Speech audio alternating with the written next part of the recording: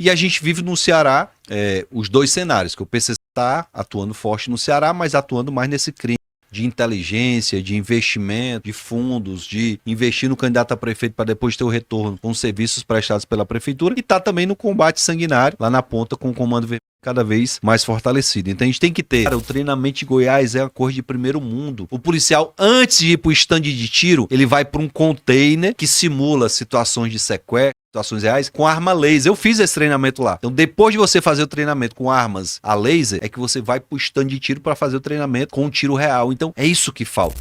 Não, o PCC, ele não faz muito barulho, né? O PCC não toma esse destaque, né, no noticiário, a não ser quando eles fazem um acerto de conta. Beleza? E isso é São Paulo, os caras vão matar no aeroporto, eles vão matar o GG do Mangue, o Paca, como você falou, e eles não estão preocupados com isso. Acabaram de matar agora o delegado Dr. Rui Ferraz Fonte, e me parece que o PCC está caminhando, né? Ou já é uma máfia, como é falado pelo Dr. Lincoln Gaquia, né? Que combate o PCC há muito tempo. Por outro lado, nós temos talvez o vermelhor do Brasil, né? Tomado pelo Comando Vermelho. Ironia do destino, coincidência ou qualquer outra coisa, nós temos também o Nordeste tomado pelo vermelhor do PT, certo? E aí, cara, nesse contexto, o que nós poderíamos, cara, fazer, né, para que a gente pudesse trazer o Ceará e a Bahia e o Nordeste para uma condição razoável, né? Razoável de combate, né? Porque assim, se o PCC tá atuando na Faria Lima, se o PCC tá numa quebrada em São Paulo, a polícia de São Paulo e Derrite vai lá, monta aquele cinturão na Baixada, Operação Escudo, prende 900 caras, bota a rota para trabalhar, mata uns 50 e tantos caras, pega 300 foragidos, apresenta um número bom pra caramba contra o PCC. Por quê? Porque o PCC não quer fazer barulho. Só que o Brasil, o Rio de Janeiro, a Bahia, o Nordeste, não tá sabendo acabar com essa guerra de guerrilha. E aí sim, você como policial, você como um camarada operador de segurança pública e hoje também um agente político, são dois mares, temos que acabar com os dois. Só que a população sangra, a população sente pra cacete. O outro, a polícia vai lá, mete uma operação, pega 30 bilhões num fundo de investimento, a polícia faz trabalho, assim como a Itália faz o trabalho com a máfia italiana. Assim como você tem outras gangues atuando, a Itália, a venezuelana, a equatoriana. Mas no Brasil, nós estamos no modelo de guerrilha, no modelo de enfrentamento, no modelo de combate, no modelo de domínio territorial. O que fazer, irmão, com essas facções padrão Comando Vermelho, cara? Padrão TCP. E eu não tô aqui com a minha fala, apesar de dar essa interpretação, não é que eu quero que vire tudo padrão PCC. É porque é melhor o Estado combater um padrão PCC porque tira a população do cenário. É menos traumático. O que eu quero tirar é a população do terreno, exatamente. Entendeu? E a polícia de São Paulo e os especialistas em PCC que atuem na forma contra o PCC, principalmente pegando todo mundo, pegando as prefeituras, pegando os agentes políticos. Agora, o que me fode, irmão, o que me deixa preocupado é eu ver o Brasil indo para um teatro de operações onde tem a população de escudo, pô. Aí você vai ter operação no Rio de Janeiro, porra, tem 1000 caras dentro da favela, aí a polícia vai ter que ir lá, destrói a casa do morador, é tiro, é sangue na casa do morador, é um desastre, irmão. E aí tu vai pra São Paulo, a polícia entra, os caras correm, esconde e fica fazendo trabalho de máfia, mano, comprando o Estado, botando dinheiro no Porto de Santos. Eu quero acabar com tudo, irmão.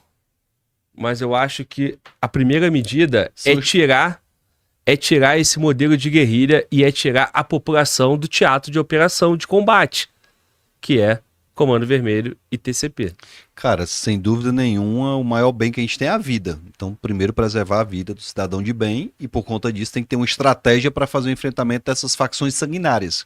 Comando Vermelho, TCP e algumas facções locais que a gente tem lá no estado de Ceará. E olha que bacana, lá em São Paulo, essa facção sanguinária, ela praticamente inexiste. É tanto que o número de homicídios em São Paulo bate recorde de queda a cada ano. Trabalho feito pelo Tarcísio, com o Derrite, com a equipe de policiais que está lá na ponta, porque às vezes a gente enaltece a figura política e esquece o policial que vai lá para o enfrentamento, que perde a vida, que fica paraplégico, que perde a visão, que tem uma série de problemas. Então, parabenizar a Polícia Paulista, a estratégia que foi utilizada pelo Tarcísio e pelo Derrite, parabenizar Goiás, o governador Caiado fez um trabalho belíssimo também, teve um resultado muito bacana, acabou com o assalto que tinha nas fazendas, reduziu todos os índices criminais de Goiás, o Caiado resolveu. E a gente vive no Ceará os dois cenários, que o PCC está atuando forte no Ceará, mas atuando mais nesse crime de inteligência, de investimentos, de fundos, de investir no candidato a prefeito para depois ter o retorno com os serviços prestados pela prefeitura, e está também no combate sanguinário, lá na ponta, com o Comando Vermelho cada vez mais fortalecido. Então a gente tem que ter uma estratégia de inteligência que seja capaz de fazer esse enfrentamento ao PCC e aos políticos, e ter uma estratégia de enfrentamento. E eu tenho que parabenizar aqui o Cláudio Castro e a equipe que organizou aquela operação que tirou a vida de 130 criminosos, porque toda vida que tinha uma operação ali eu ficava me perguntando, poxa, por que esses caras não fazem o cerco aqui pela floresta para pegar esses caras na fuga? E pela primeira vez foi feito, o resultado a gente viu. Não tinha um cidadão de bem no enfrentamento com a polícia, todo em tarra de fuzil, quem morreu ali era tudo bandido. Então, é isso que a gente precisa ter clareza no estado de Ceará. Eu costumo dizer que o crime, ele migra. Quando o Caiado diz lá em Goiás, ou o criminoso muda de profissão ou muda de Goiás, não foi só um bordão de campanha. Ele transformou aquilo em realidade. O cara pousa lá em Goiânia, o Rodrigo Pimentel me contou essa história, capitão, pousei em Goiânia, quando eu saio do aeroporto tá lá o outdoor bem grande. Bandido aqui não se cria. Ou ele muda de profissão, ou ele muda do estado. Começa com outdoor, com a fala do governador. Eu tive com o secretário de Segurança de Goiás, ele disse para mim, cara, eu assumi a Secretaria de Segurança aqui, aí no primeiro dia eu fiz uma operação bacana, me mandaram as fotos, eu mandei as fotos pro Caiado. Aí o Caiado na mesma hora me liga e disse, você tá onde? Aí ele disse, tô aqui na Secretaria de Segurança.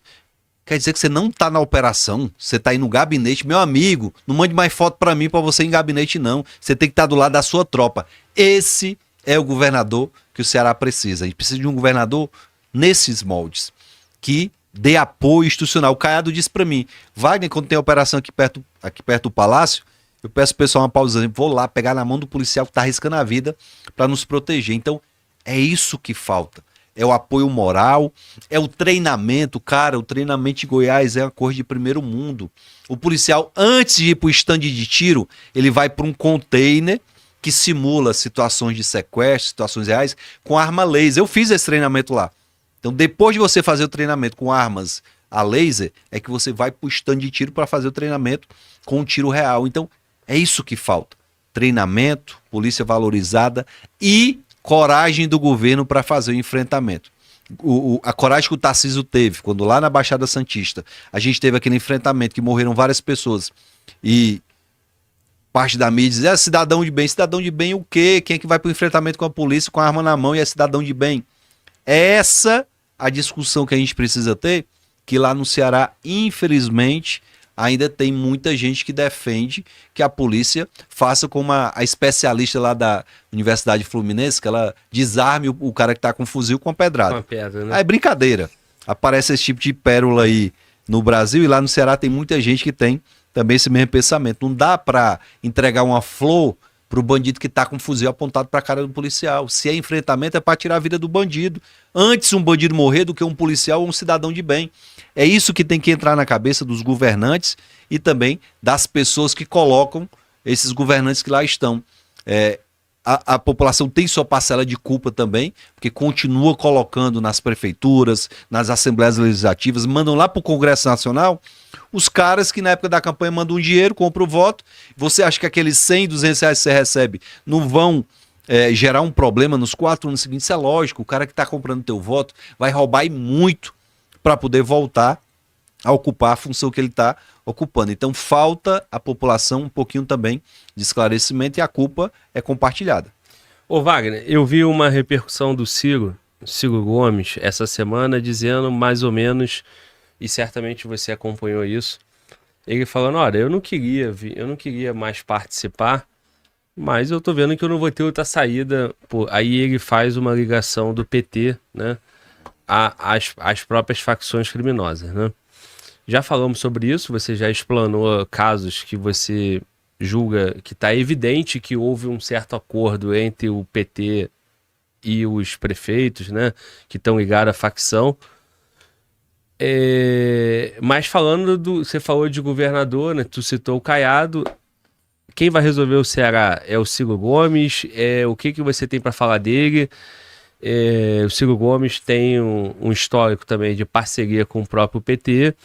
Acho que o Brasil todo conhece o Ciro Gomes, conhece o jeito dele de bater no Lula, mas ao mesmo tempo ser fiel. Aí ele bateu no Bolsonaro, aí agora sinalizou favoravelmente ao Bolsonaro. O que está acontecendo ali, cara? É o momento assim, ó, não importa o meu passado, não importa o que eu penso, o importa é o seguinte, meu irmão, não tem outro macho aqui no Ceará, o único macho sou eu, Ciro Gomes, e eu vou resolver essa porra porque aqui é minha terra. Cara, desenha Ciro Gomes para mim, o que está acontecendo, o que podemos esperar, né, de um possível governo dele e você também envolvido na política do Ceará. Cara, tu não conhece minha história, mas eu vou te revelar aqui que eu nasci pra política fazendo oposição ao irmão do Ciro Gomes, ao Cid Gomes, que era governador, quando eu fui candidato a primeira vez. E fiz embates históricos contra o Cid. O próprio Ciro teve embates também muito fortes comigo, já processei o Ciro, ele me processou. Mas hoje o que a gente entendeu? Entendeu que a população quer alguém com coragem para fazer o enfrentamento ao crime organizado, alguém com experiência de gestão. O Ciro foi prefeito, foi governador, foi ministro, então é indiscutível. Você conversa com o Ciro aqui, ele fala da bomba atômica à produção de leite, ele conhece como ninguém qualquer assunto que você vai debater com ele, e tem coragem para fazer o enfrentamento. E eu fico muito confortável em fazer essas afirmações, Glauber, porque o Ciro hoje não é governador, não é senador, não é deputado, ele não tem nada para me oferecer. Eu hoje estou sem mandato também. Quando a gente se une para ofertar uma opção para o eleitor cearense, para dizer, olha, se você quer salvar o estado de Ceará, está aqui, a gente está à disposição. Mas a gente não vai fazer isso sozinho, a gente não consegue fazer isso sozinho, a gente precisa primeiro estar lá na cadeira, e só quem pode colocar a gente na cadeira é o eleitor cearense, ele precisa acordar. E o Ciro hoje é apontado pelas pesquisas como o único candidato que tem condições eleitorais e políticas de vencer o PT. O Ciro não mudou a essência dele, o Ciro não mudou, não passou a ser de extrema direita, o Ciro tem as convicções que ele tem. Agora, ele tem a coragem para fazer o enfrentamento ao crime organizado. E a gente discutiu, Glauber, agora no podcast, a gente citou aí o prefeito do PT lá do Rio de Janeiro que faz o enfrentamento ao crime, o governador lá do Piauí e vários outros, né? Então, não é simplesmente o cara ser de direita e o cara é honesto, é sério e faz enfrentamento. Tem gente de direita, infelizmente, que faz muita coisa errada também. Não vamos endeusar, nem dizer que todo mundo de direita tá certo e todo mundo de esquerda tá errado. Às vezes o pessoal acha ruim porque eu faço essa fala que, na minha convicção, tem o prefeito de Potiretama que tá preso, envolvido com extermínio e facção. É do PP, do Partido Progressista. O cara tá preso. Nunca foi expulso do partido. Então, é o questionamento que eu faço. O pai do Camilo é presidente do PSB no Ceará. Cara, o PSB, presidido pelo pai do Camilo, tem o Bebeto Choró. Cara, condenado, envolvido com facção, nunca abriram nenhum processo para expulsar o cara do partido. Ele ainda é filiado hoje, está lá no partido.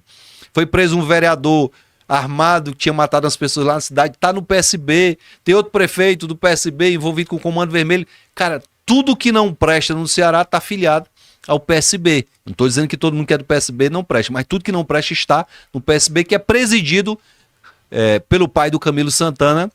E é isso que o Ciro está falando. Poxa, O Ciro, inclusive, critica o irmão. O irmão dele tá lá no PSB também. Ele diz, ó, meu irmão tá errado, tá junto com um bocado de bandido lá. O Ciro fala isso.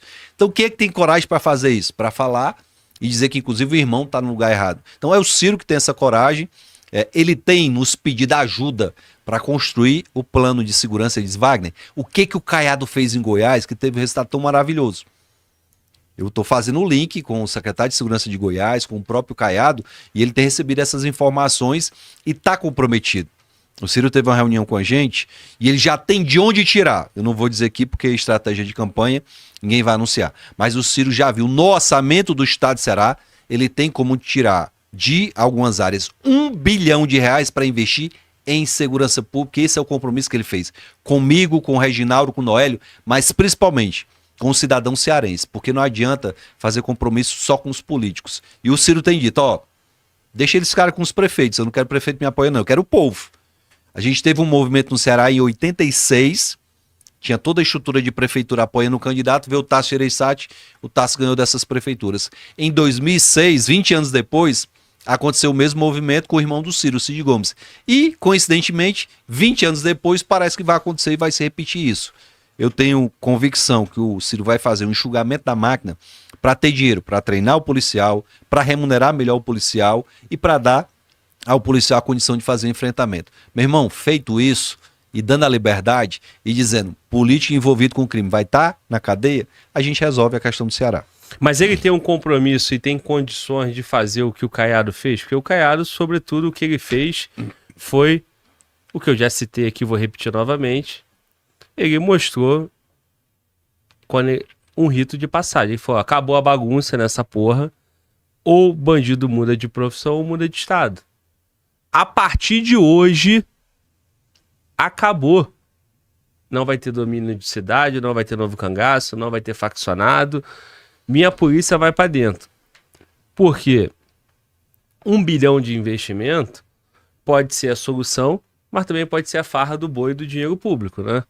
Então, eu quero ver, e eu não sei quem é o nome, né? Se é Ciro, se é você, Capitão Wagner, mas o cara que, sobretudo, tem envergadura moral para poder colocar na mesa e encorajar a polícia e dar esperança para a população. Você citou sigla política, de fato, o prefeito do PP na cidade de Maricá, ele falou, tá certo mesmo aquela mega operação, só tinha vagabundo ali, não sei porque que fica aí a esquerda dizendo que, olha, matou...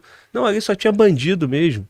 O cara é do PT, né? Não que ele seja boa coisa, né? Falou que se chegue. Da mesma forma, o Cláudio Castro, do Rio de Janeiro, é do PL. E a última vez que alguém do PT governou o estado do Rio foi a Benedita, em 2002. Porrada no PT, aonde o PT merece. A gente cita aqui, fica evidente a mudança de rumo da Bahia quando o PT chega, fica evidente o caos no Ceará quando o PT chega. Mas tem estados que não tem PT e é uma merda também. Vide o meu estado, Rio de Janeiro, né? Você pega o Distrito Federal, que pelas suas características é o melhor lugar para se viver. É o maior IDH do Brasil, dos estados. E aqui já teve PT, aqui já teve tudo. Então, eu acho que é o compromisso do governante, né? Sobretudo. E o cara que é do PT que funciona, Piauí, por exemplo, e o cara de Maricá, é porque ele não tá seguindo a cartilha do PT, porra, que é endeusamento de criminoso, é proteção para preso, acoitadando um mimimi entre, porra, pegar... A favela tem 100 mil habitantes.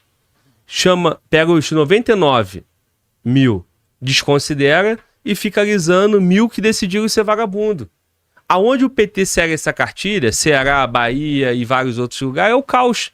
Aonde pega o Piauí, é o resultado que você falou, Maricá. Então, assim, cara, o Ciro tem essa moral, pelo histórico dele no Ceará, pelo irmão dele, ele realmente é macho, porque ele sempre falou pro Brasil que ele é macho, né? Ele sempre fala, meu irmão, eu sou macho. Eu quero saber se ele é macho para começar primeiro com esse rito de passagem, declarar uma guerra e dizer, ó, acabou a bagunça porque eu cheguei. Cara, se tu pesquisar aí a gestão do Ciro quando foi prefeito de Fortaleza, quando foi governador, os maiores prêmios da história que o Ceará ganhou a nível mundial foram nas gestões do Tassi e do Ciro. Então isso fala por si só. O cara teve coragem de fazer o enfrentamento à corrupção que existia dentro do governo. O Tassi fez isso, ele deu continuidade. E tem um dado que ele é muito bom para a gente fazer esse debate. O governo do Ciro foi o último governo em que o Ceará teve um índice de homicídio dentro do que é razoável, indicado pela ONU. A ONU diz que acima de 10 homicídios para cada 100 mil habitantes já é uma epidemia de morte.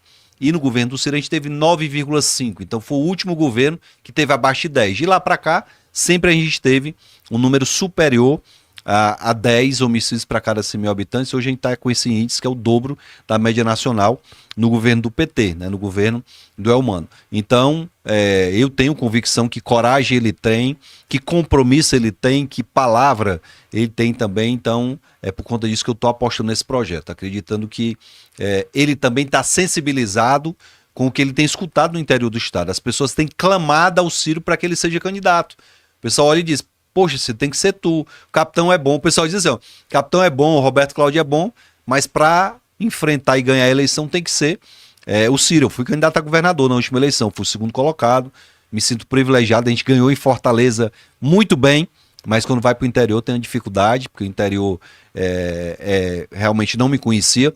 Já o Ciro é muito conhecido no interior, o pessoal é muito grato a tudo que ele fez pelo interior do estado. Eu acho que não só ele vai ganhar, como vai honrar esses compromissos de fazer o enfrentamento ao crime.